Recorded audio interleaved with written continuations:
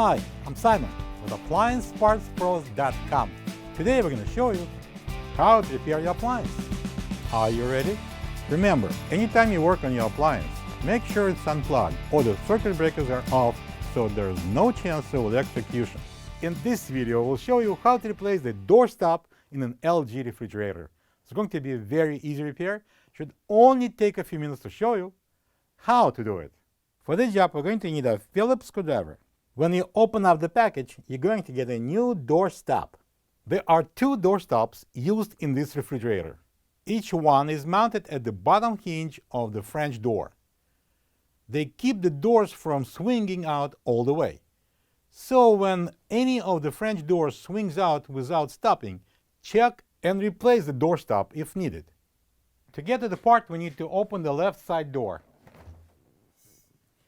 As you can see, this is the old doorstop, and it's attached to the door with one single Phillips screw. So we're going to take it out and remove the old doorstop.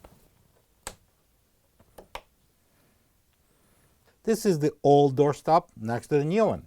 If you don't have this part, you can get it from AppliancePartsPros.com. If you noticed, this one is a little bit different from the old one. This is a new and improved version.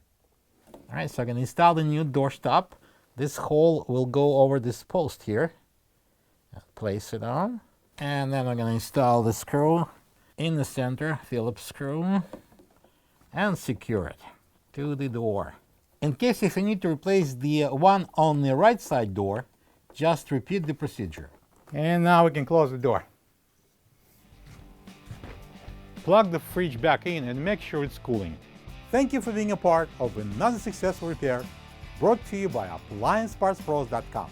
For any of your future appliance repair projects, please check out our other videos available on our site, on Facebook, on YouTube, and on Instagram.